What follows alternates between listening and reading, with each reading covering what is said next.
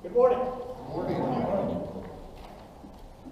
Well, I want to be thankful and say thank you for this opportunity to be your minister. And I was really impressed as we pulled in. Eldon had changed the sign and it looks so nice. What I'd love to do, if we could do this, is get everybody outside and right after the sermon and take a picture of all of us around the sign. I'd love to be able to do that, but if that works out for you.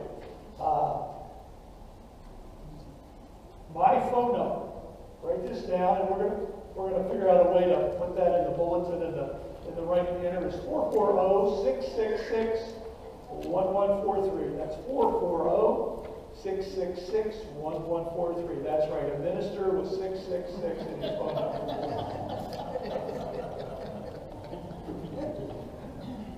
This morning, not because Jared walked up to me the first Sunday I was here and said that he likes the King James, but it doesn't hurt me to keep preaching out of the King James this morning. I'm actually using my red Bible, my King James Bible. It's a Thompson chain reference that I bought when I was in college. Now, I believe that all Bibles should be read. Don't you agree? No matter what color your Bible, it should be read. Normally, I preach out of the English Standard Version. You'll see that might be different than the version you're using. I use the English Standard Version because it is in my opinion, the most, after research, and actually not just my opinion, after talking to people a whole lot smarter than me, that the English Standard Version is the most current version that is most accurate to the Greek and to the Hebrew. Now, there are many others that are still good. In fact, if you don't know Greek or Hebrew, one of the best ways to get the full meaning of what is there is to look at least 3 different versions of the Bible. And that helps you because you go, oh, why is that word different here than it is there? And then that causes you to do some further research and gain more than just reading out of the one that you're used to. You'll notice something additional in the bulletin is a fill-in-the-blank outline. For most of my sermons, if not all my sermons, I will have a fill-in-the-blank outline.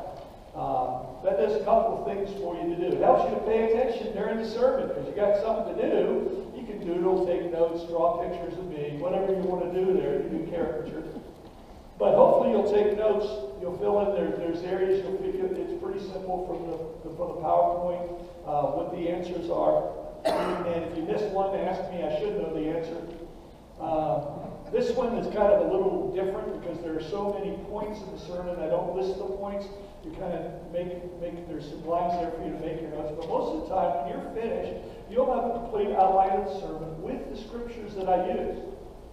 Because one of the problems with the lecture version of a sermon is, as opposed to a lesson, is you can't ask a question.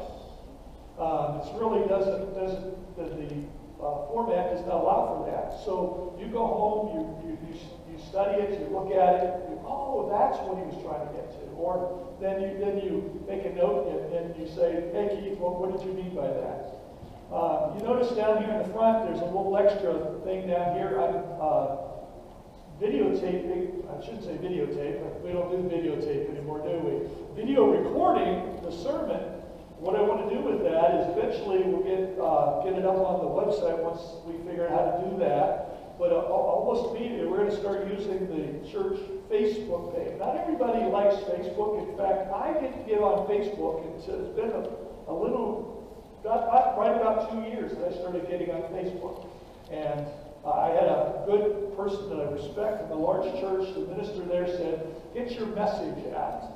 And so I started doing that. And I would put it on the church's Facebook page and on my Facebook page, and I would get over 100 views a week from people, not just in the church, that missed, if you're in the nursery or you're not able to be here, at least you can keep up on things. A lot of times I'm preaching through, you're going to find I like to do series.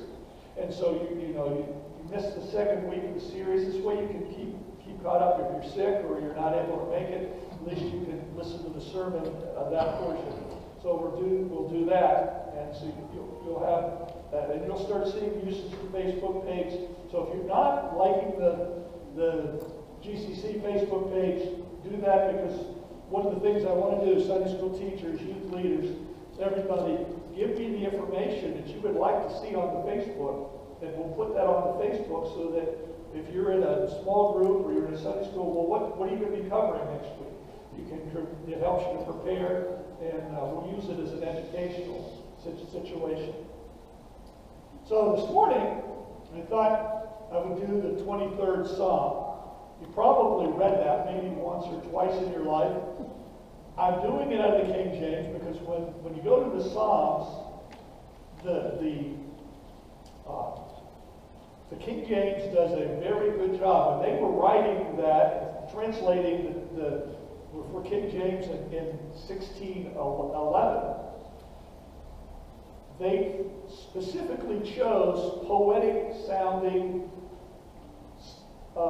meter and all of that, and throughout the whole of the Old and New Testament. But specifically when you get into the poetry sections of the Old Testament, it just has resonance to it.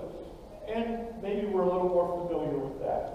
I actually took most of the information you're going to hear today from a book by Charles Allen called God's Psychiatry. And that's a picture that you see there right off of Amazon if you wanted to look at the book. There are other chapters. This is the first of the chapters in that book. Charles Allen gives us a prescription. Now, I'm not a doctor, and I didn't stay in a Holiday Inn last night. It was a sleep in, but I'd like to give you that same prescription. It's 5 times a day for 7 days. The idea is for you to read the 23rd Psalm for the next 7 days, 5 times a day. Not just any time, but when you awake, immediately after each meal. So after breakfast, after lunch, after dinner, and then at bedtime.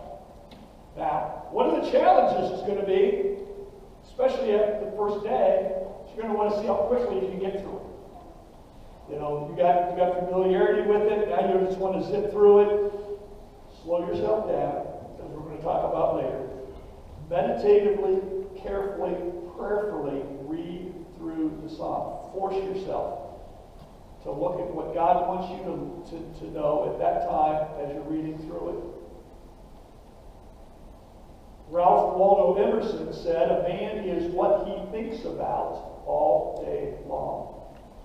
Change your thoughts and you change your world.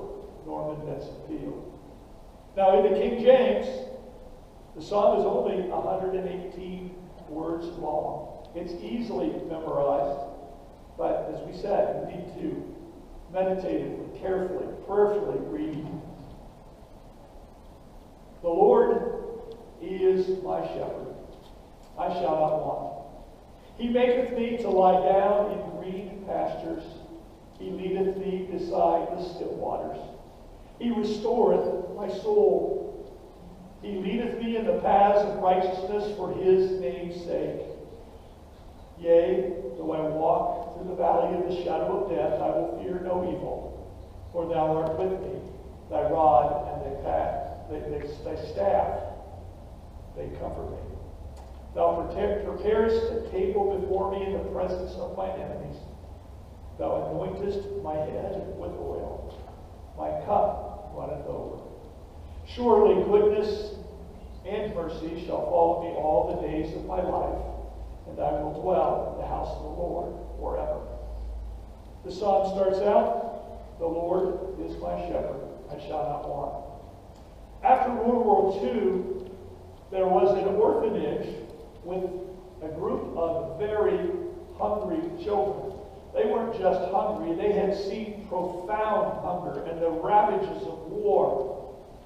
The staff had a very difficult time, more than the ordinary difficult time of getting a young children to go to sleep. Until one of the staff members came upon a solution that worked.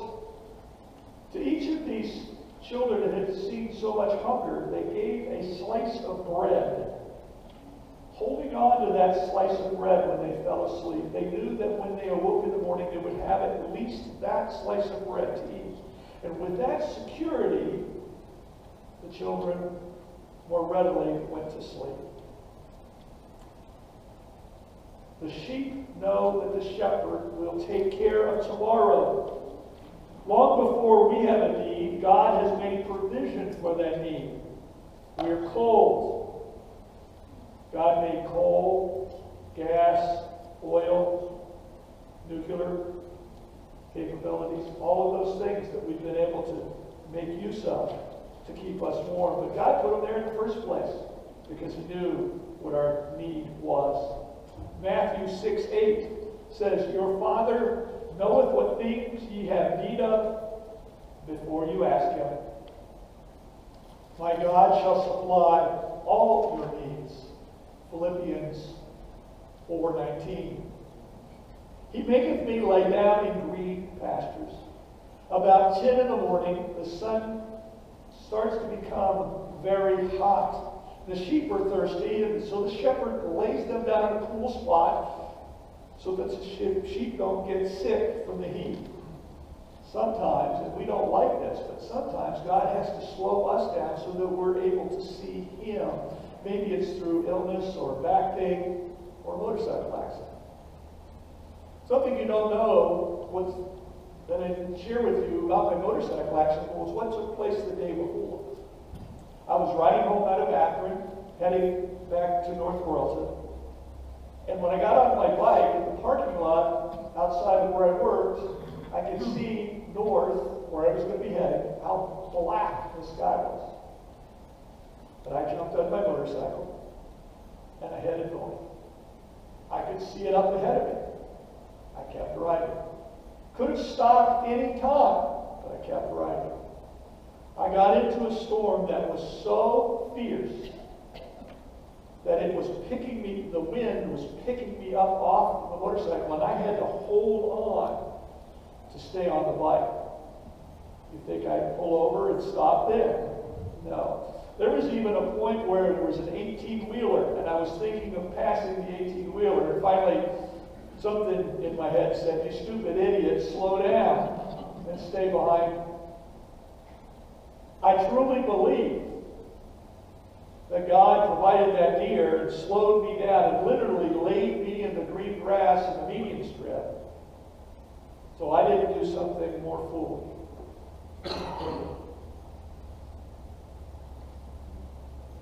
Great poems are not written in the hustle and bustle of life, but in the still and the quiet. Be still and know that I am God. Psalm 46:10. Elijah was at a very tough time in his life. He just finished a mountaintop experience, but now he was being threatened with his life, and he thought he was the only one on the planet that worshiped God.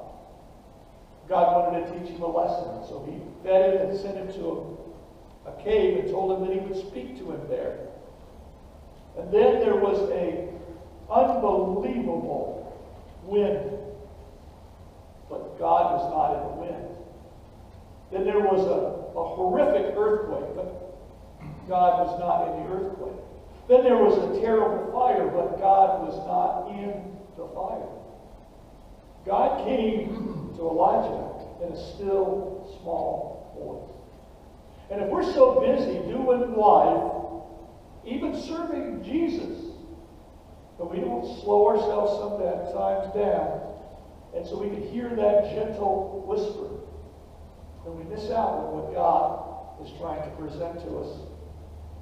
He leadeth me beside the still water. Now, a lot of people think that sheep are stupid, but they're smart enough to know that if you're wearing a heavy wool coat and you get near water, you sink like a rock. So, unfortunately, they get so fearful of the water, the fast-moving water, that they will die of thirst before they drink from the water. The shepherd leads the sheep to the still water, or he dams up the fast-moving water into a pool so that the sheep will safely drink from the water. God ministers to us. He knows our weaknesses and protects us. This might be why Martin Luther wrote, "A mighty fortress is our God. He restoreth my soul." At the start of each day, the sheep take their place in line, and they remain in that line all day long. But for one time or two, they'll come over out of line to the shepherd for a pat on the head, a rub under the chin, and they go back into line reassured.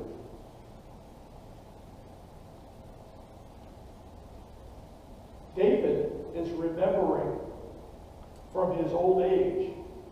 He's remembering his youth. He remembers his nearness to God when he stood in front of Goliath and confronted him in the name of God. But he also remembers the low times, the times that he fell away from God, when he sinned with Bathsheba, where he not only committed adultery with his best friend's wife, but he had his best friend murdered to cover up that sin. But David remembers repenting. He remembers God's forgiveness and God restoring him. He leadeth me in the paths of righteousness for his name's sake. Sheep have no sense of direction, most likely because of their poor eyesight. So the sheep have to put their faith in the shepherd, that the shepherd will lead them over the steep and dangerous and difficult places, knowing that the shepherd will lead them to the right places. You think about the hole of footprints in the sand, where through those difficult times, there's only one set of footprints in the sand, because our shepherd is carrying us on his back. You think about the time through the journey in the wilderness, how God shepherded his people safely from place to place. And you notice there the scripture says, he leadeth me, not he driveth me. You think about that for a minute. That means our shepherd is out there ahead of us. How many times does he encounter a problem, take care of it, and handle it, and we never see it? And yet, we're back there complaining things are going too slow. Proverbs chapter 3, verse 6. In all thy ways acknowledge him, and he shall direct thy paths. Yea, though I walk through the valley of the shadow of death, I will fear no evil, for thou art with me.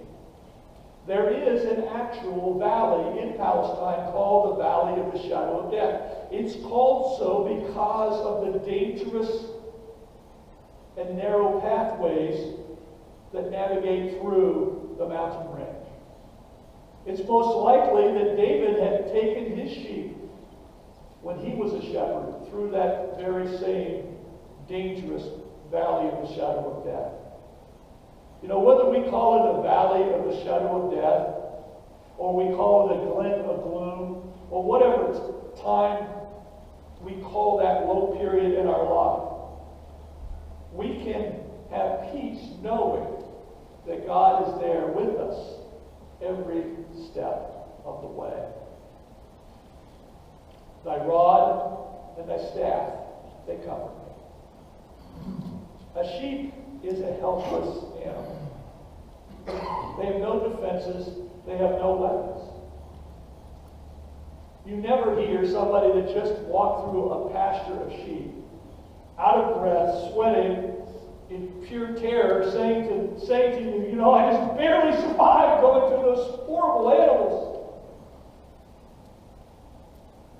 So because the sheep have no stealth, they have no speed, their teeth are made for eating grass, they're not for attacking another animal, no claws, nothing.